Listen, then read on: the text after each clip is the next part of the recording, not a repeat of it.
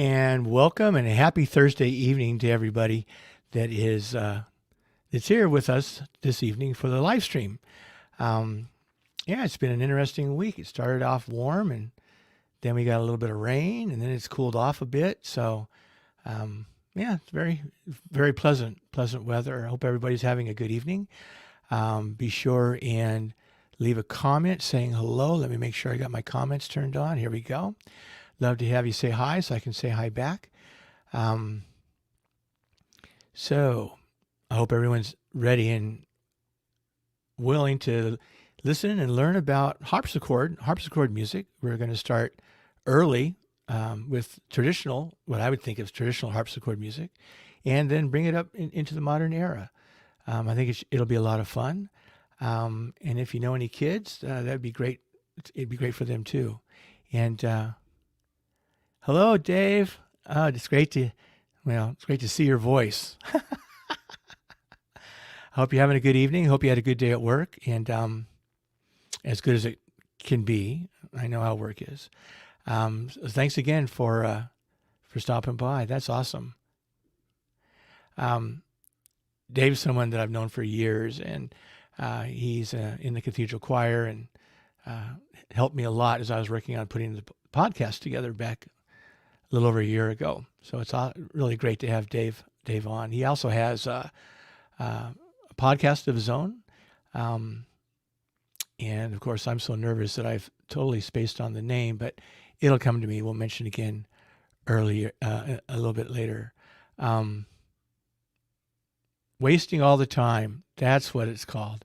And it's an improvisational comedy podcast with a couple of other folks, 3 others. There's 4 of them that put it on. And it's really fun.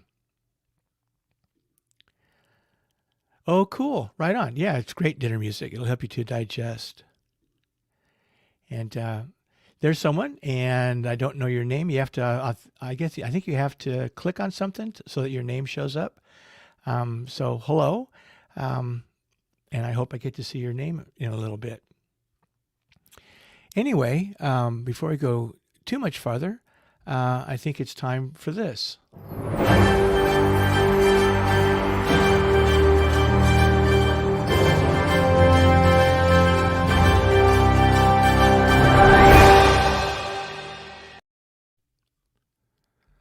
Okay. Let me get back to my comments. There we go. So, update. So, I haven't done the eye thing. I said last week I was going to set up an eye appointment. That didn't happen.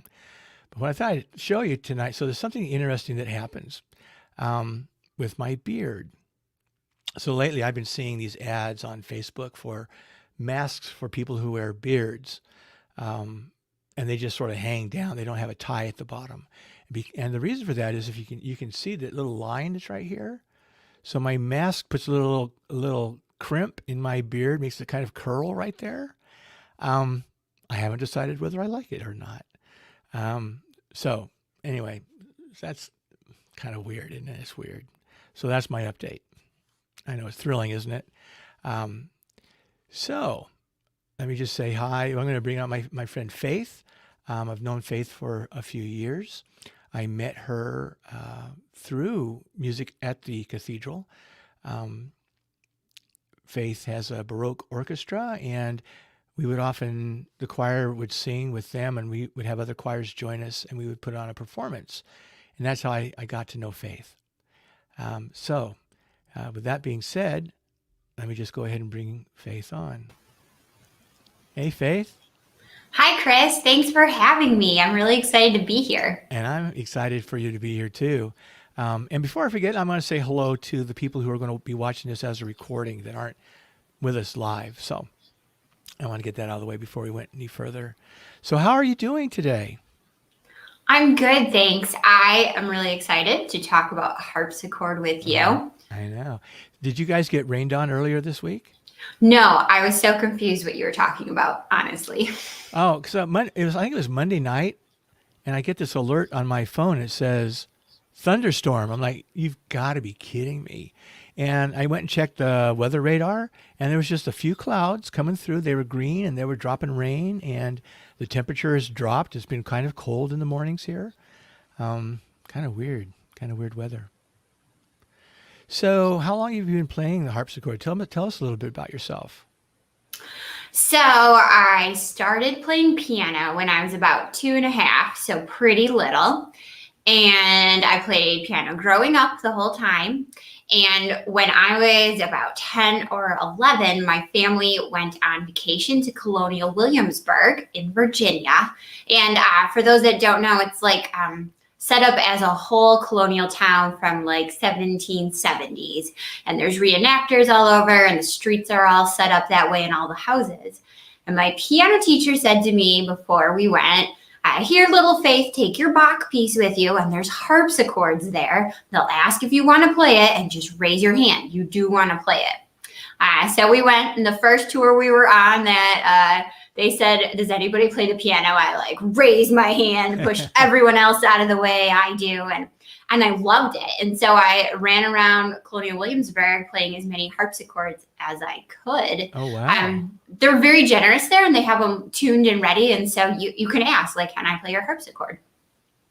And I loved it. And I wrote a paper when I got home that said, I love the harpsichord. When I grow up, I'm going to own one. Do you still have that paper? Mm-hmm. That's awesome. I do. And then I promptly forgot about how much I loved harpsichord. Went to undergrad for piano, and towards the end of my undergrad time, started taking harpsichord lessons from one of the professors, and fell in love with it all over again. Oh, that's awesome. Mm-hmm. Now, and you're in Placerville, California. Mm-hmm. And have you lived there your whole life?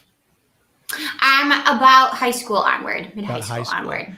Because I'm thinking, I remember, my school education and the music program, harpsichord wasn't part of it. So I'm guessing that coming back to California from Williamsburg, there weren't a lot of harpsichords to play out here. So I'm not surprised that sort of waned until later on in life.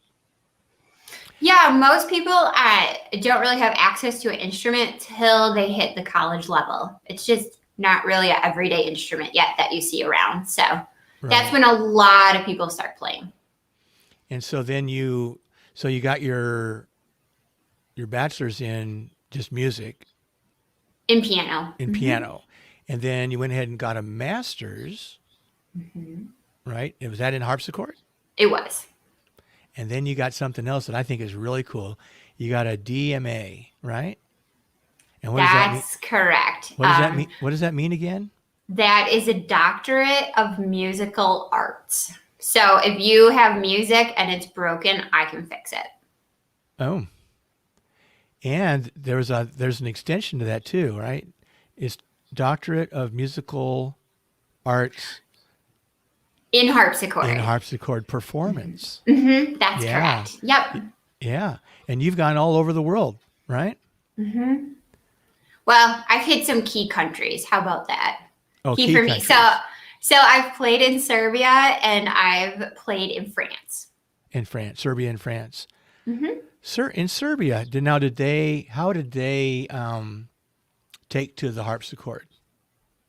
Oh, that was so much fun. So I was part of a festival, an international festival. So it was part of a lot of harpsichord already being played. And I made the news clip that night. And so it's awesome. It has me playing and talking in English, but then there's Serbian over the top because it was for like their news. Yeah. So I had somewhat like that speak over thing. So that was kind of fun. That would be fun. That would be fun to find a clip of that, just for entertainment's purposes.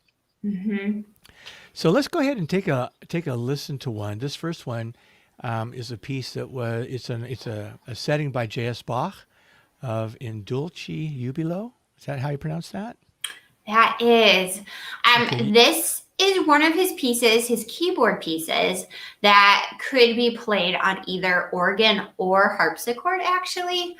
It has no pedal part. So organ parts, a lot of times it has that big pedal bass.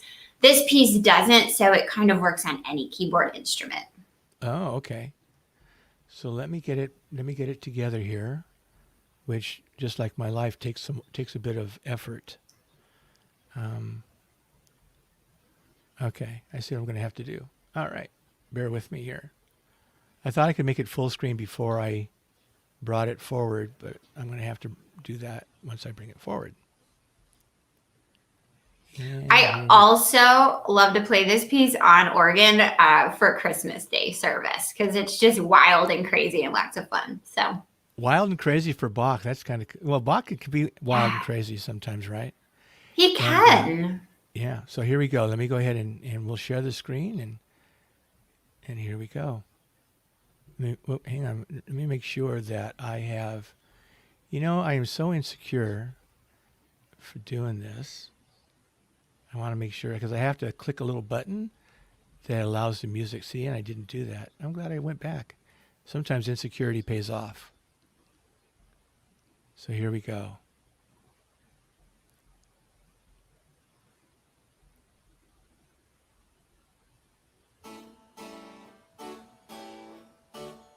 Can we hear that okay? Mm-hmm.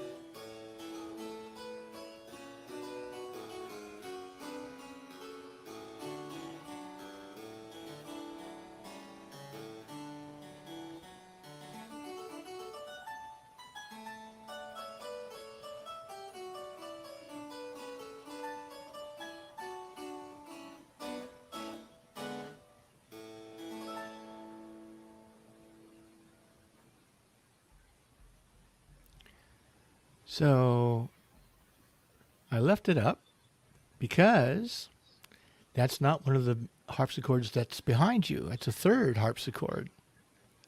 Yes, I need to introduce my instruments to you. So the one on the screen is Petunia. Petunia was my first harpsichord, and she is special because she's pretty small, and so I can get her into my little hatchback car.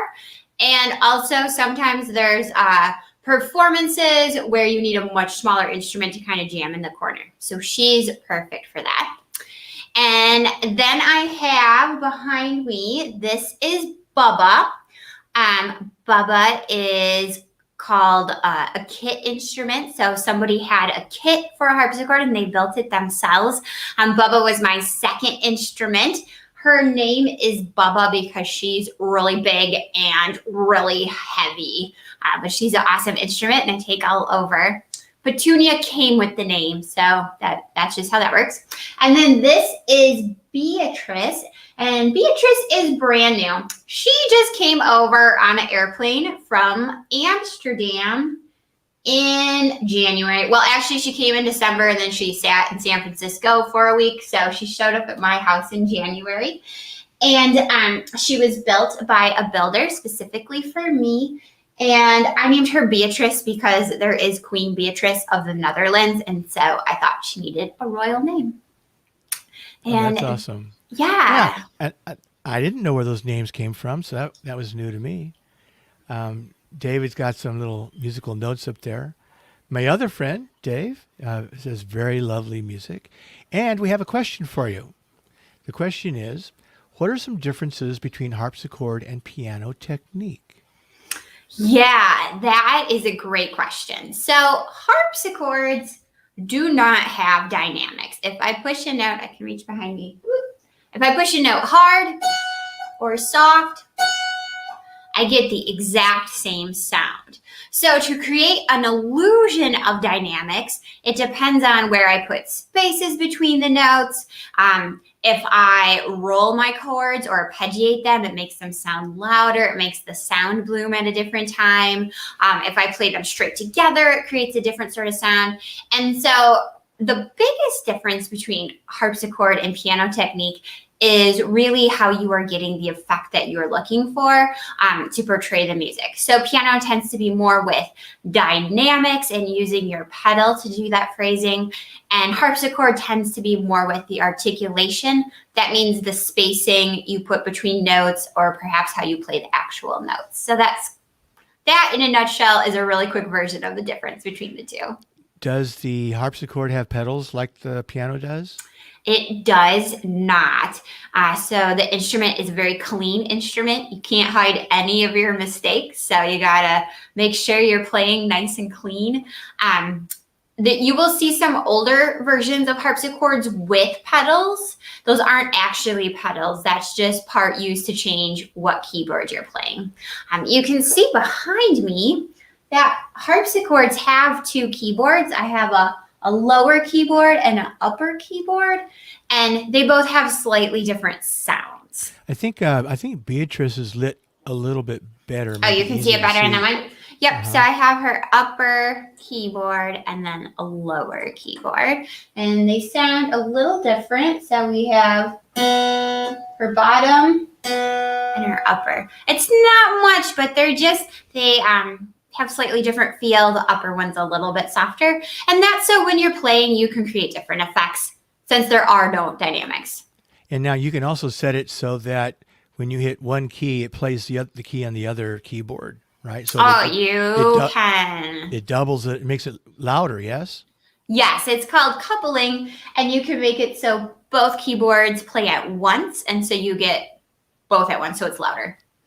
Hey, Cheryl.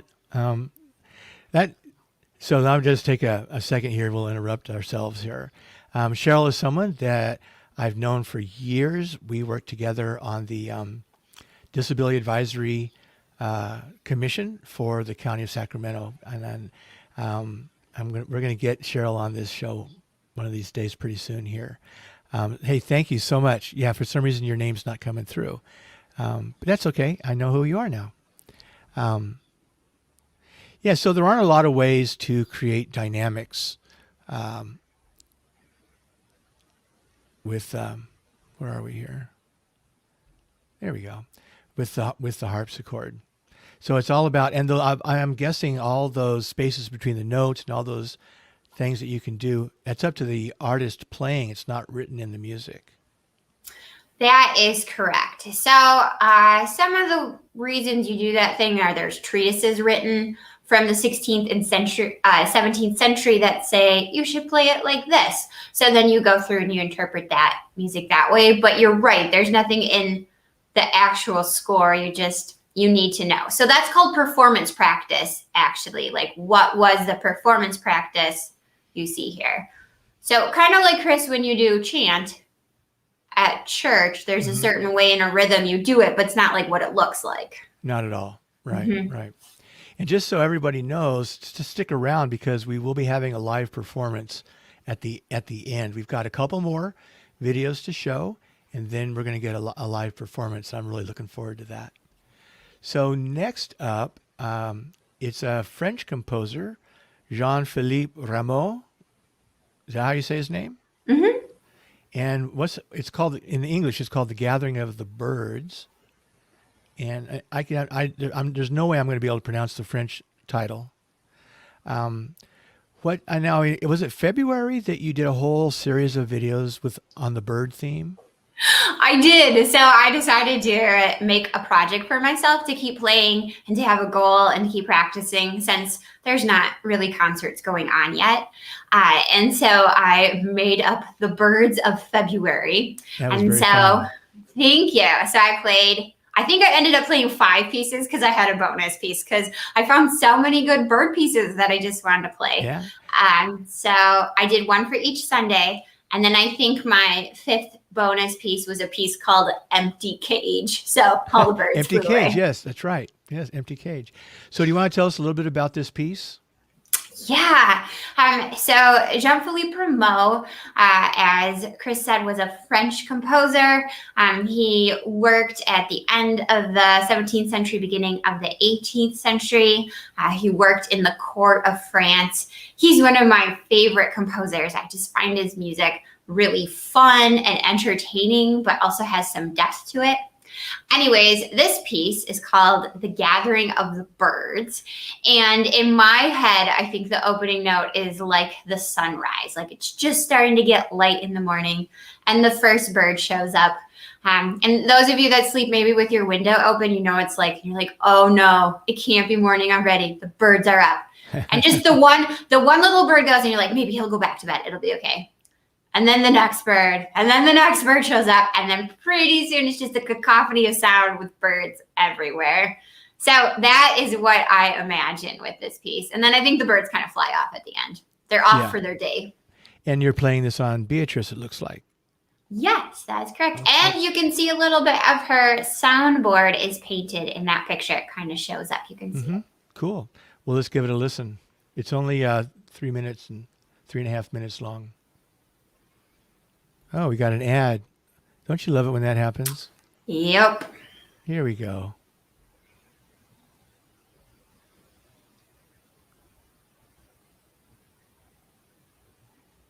Uh-oh, I don't think the sound is on, Chris. Okay. Oh, yeah, you're right. Hang on. I'll have everybody forgive me on that one. Hang on. That's like a good morning where the birds don't wake you up. Isn't that the truth? Yeah, I was telling you when we were getting this all set up the other day, I did a project that's here at when I was going to Chico State, where I watched the park wake up in the morning, eat one bird at a time. It was very fun. So here we go, one more time.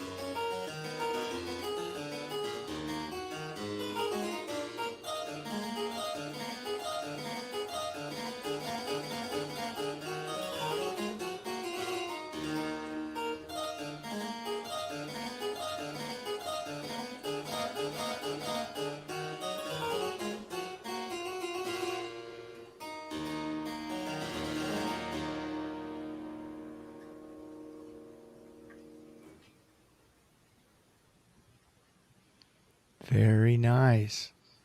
Now, the first piece, now, Bach was writing in what, the 1600s? He was writing in the early 1700s. So Early 1700s. his dates are 1685 to 1750. But that piece in Dulce Jubilo is actually written in the 1300s. Much The earlier. melody. The melody Yeah, the was. melody. The melody was, right. And now the piece we just listened to was, and I wrote it down here because I actually did some homework for tonight, 1724. I believe this piece was published.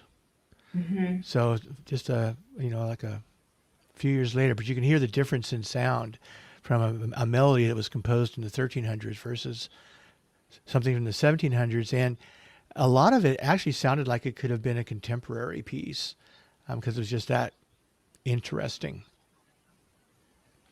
The third selection that we're going to listen to is a little different.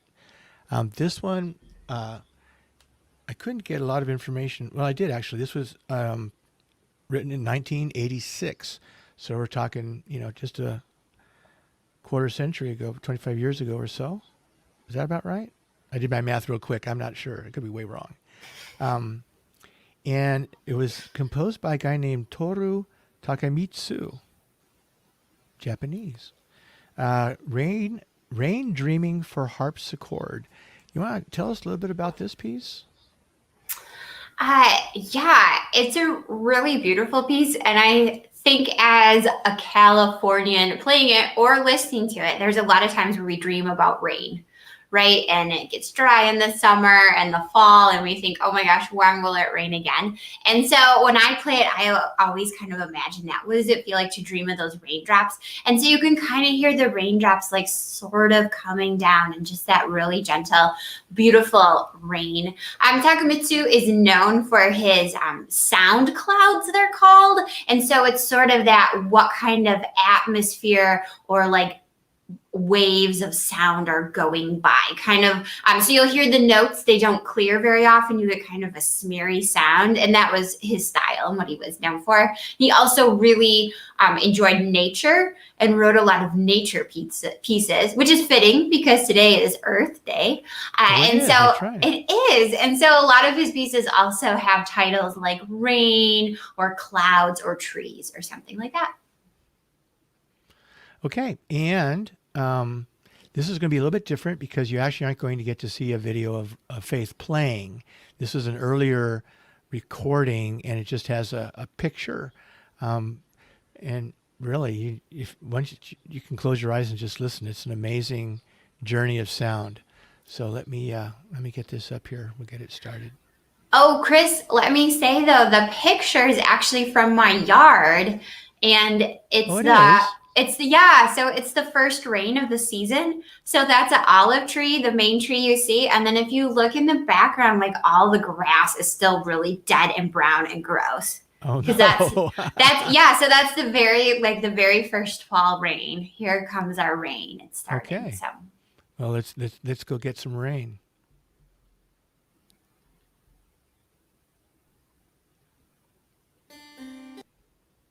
Don't tell me we're going to do the ad again. This seaside Verbo is about to play host to an unforgettable vacation memory. And when I had it all set up. Here we go.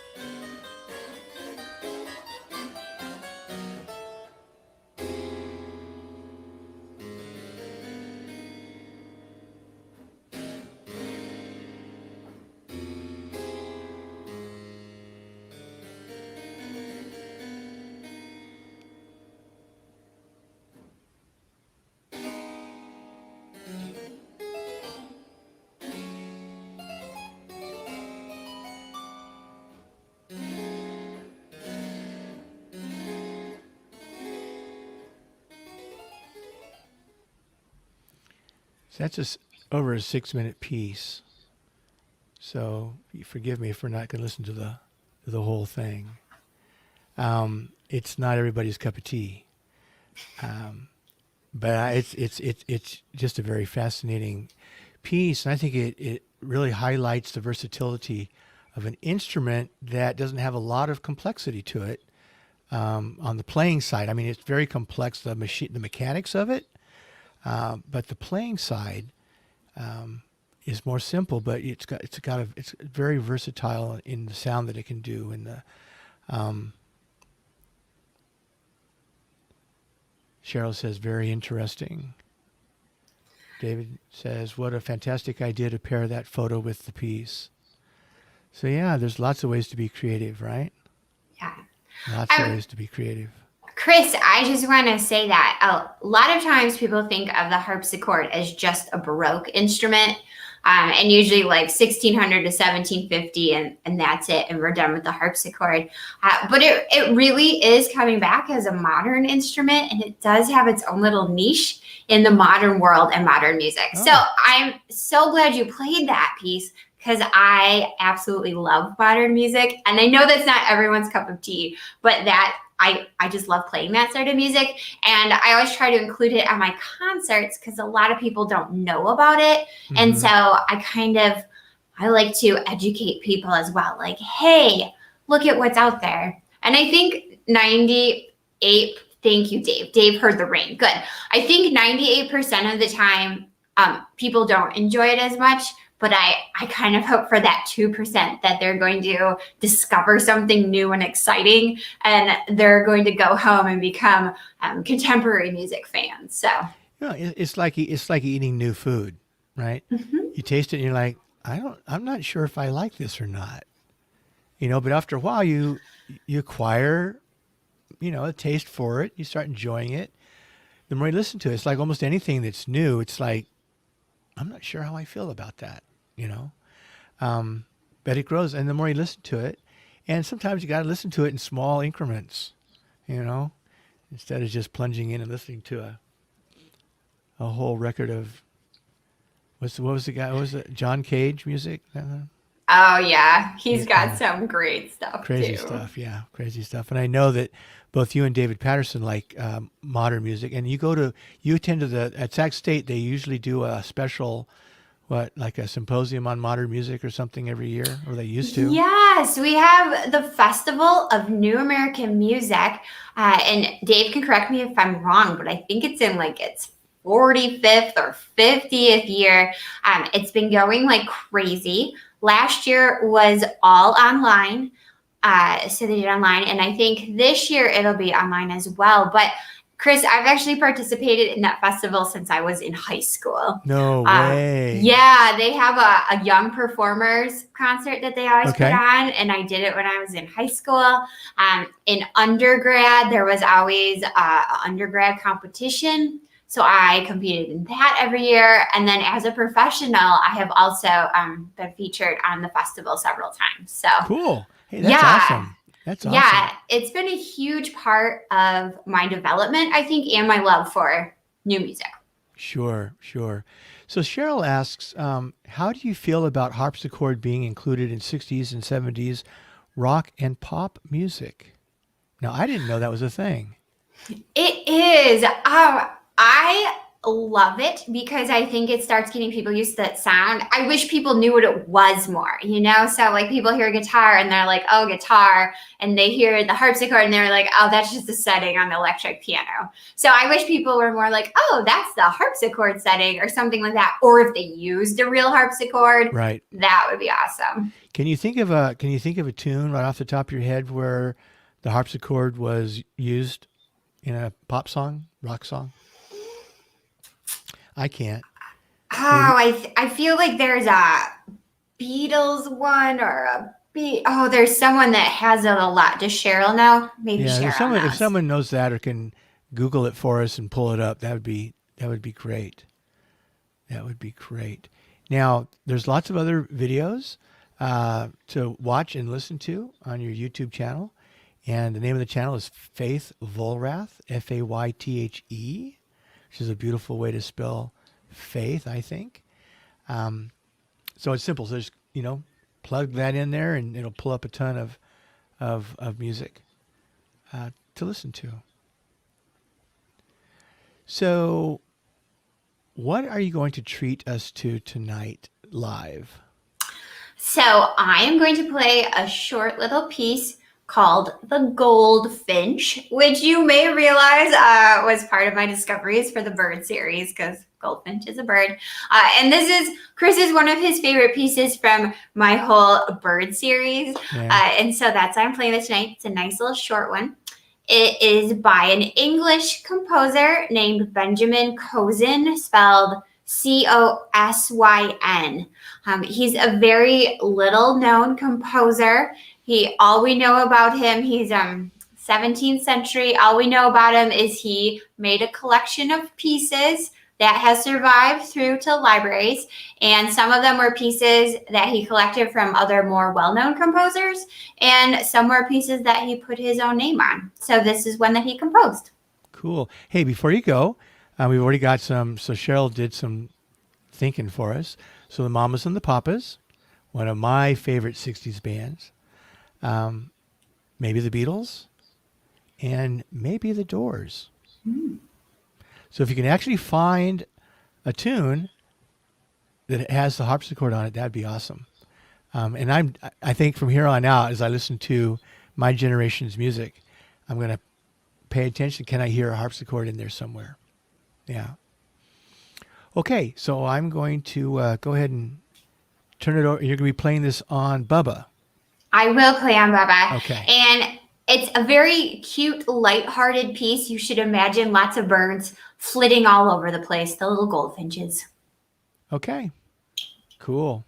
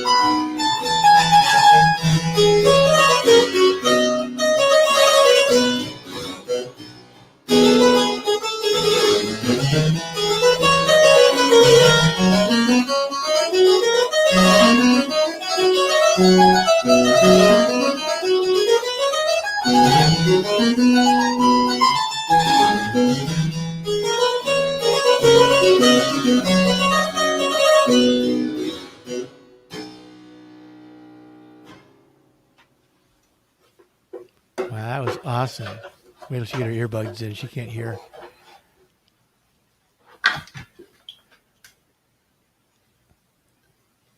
Yes, I do. I love that piece. David says, this is very cute. I guess it's a cute piece. I think that, yeah, cute's a good word for it. But I just love it. It's it's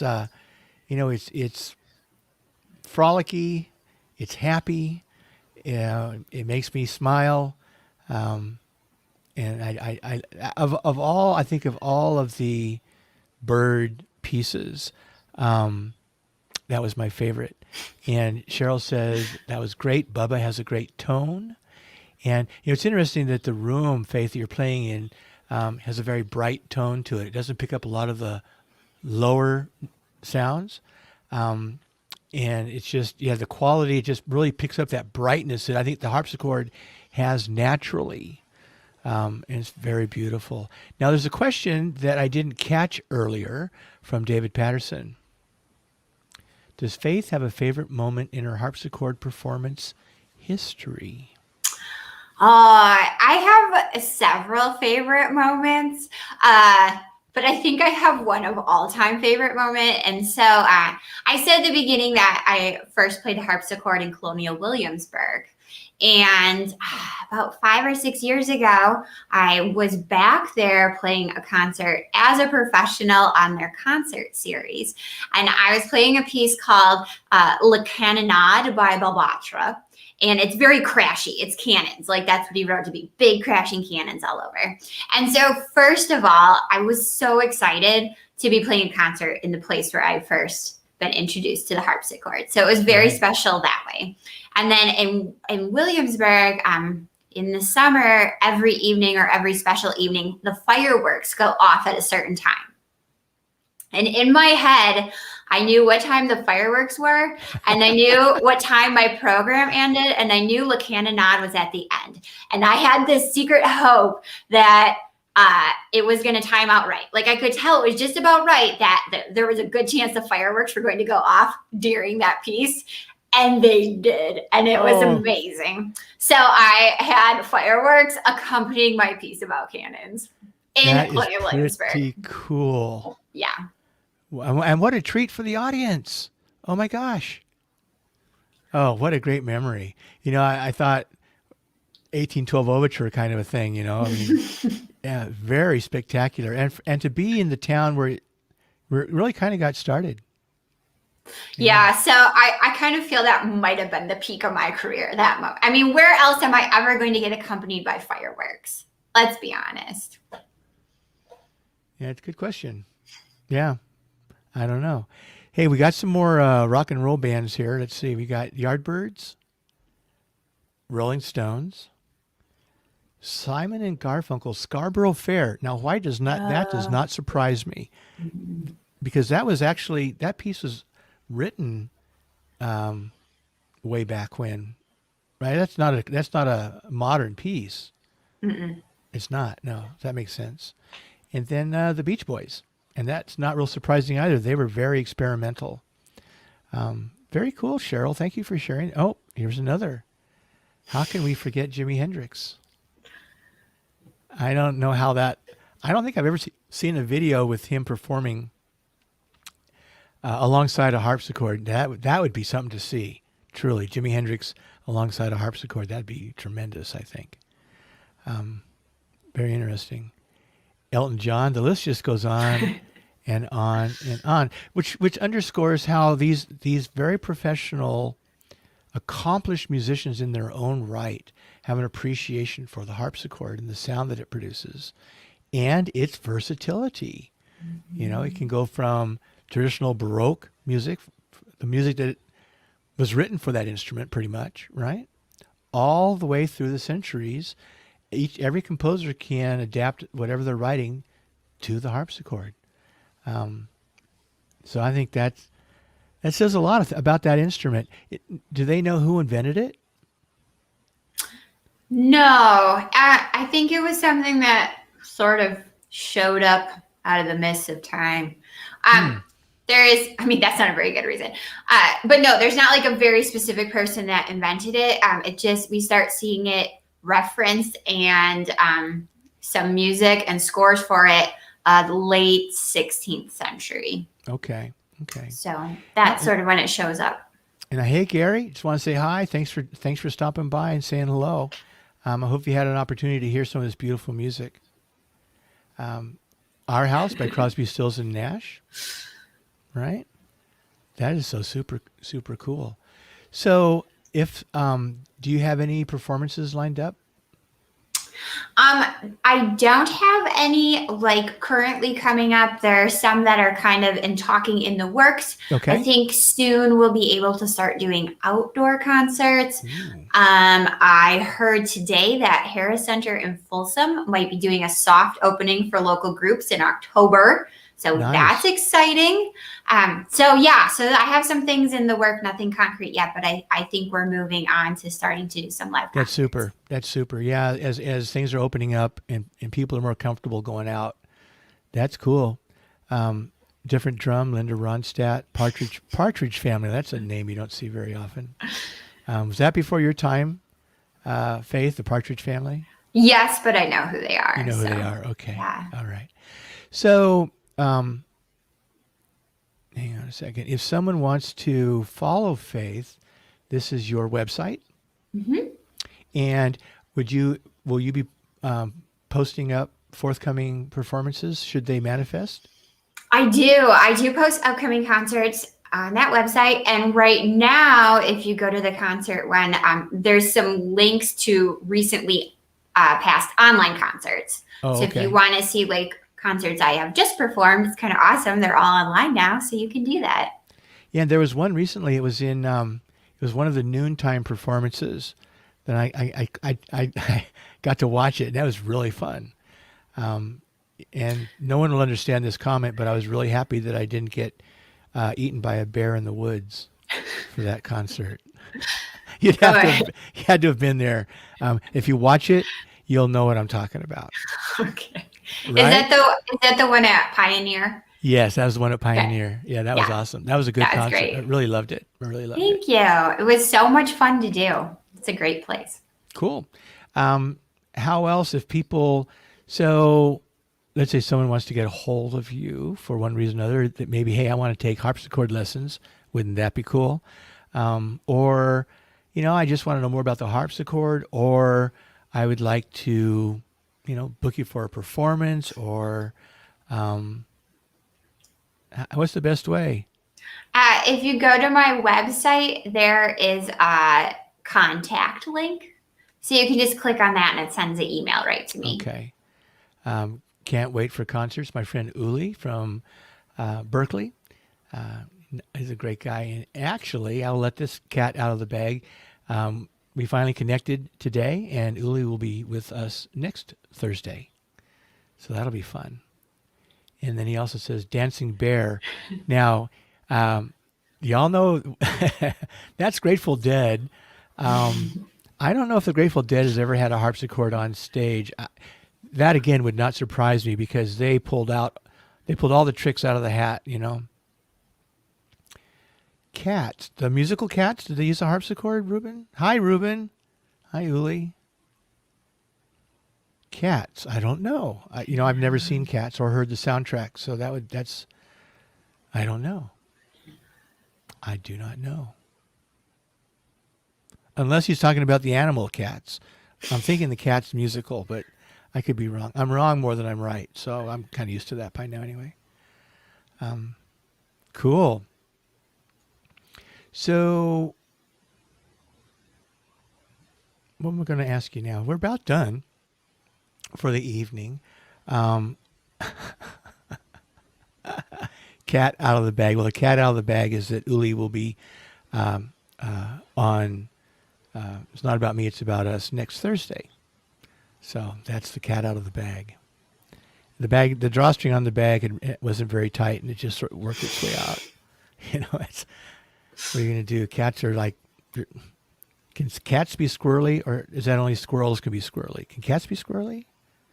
I think cats can be squirrely. As far as I'm concerned, cats can be squirrely. I've never seen a squirrel be catty though. That's something I've not seen yet. I'll keep an eye out for that.